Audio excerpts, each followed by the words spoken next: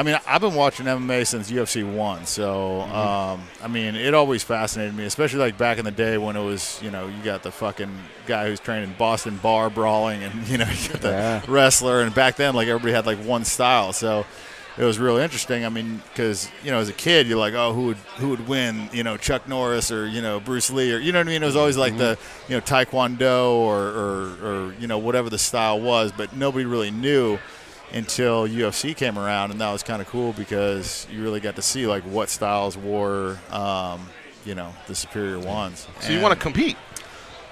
I'd like to do a fight. I just, I need to do a real camp. I don't want to go in there and fucking half-ass it. I've never really half-assed anything in my life, so if I'm going to do it, I really want to do it. And so right now I've actually been taking a little bit of time off, from the partying and the crazy shit, so it wouldn't be bad. What's left on your bucket list, Dan?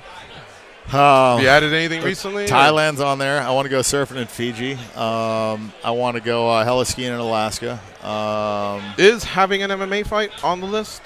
A formal either amateur or pro fight? I have wanted to do it. I'm going to be 37 this year, so I better do it pretty fucking soon if I want to do it. Yeah, I mean, it's definitely something. It's just tough nowadays because these goddamn kids are training from the time they're like 6 or 8, so it's like, fuck, man. By the time they get in there, they're so well versed.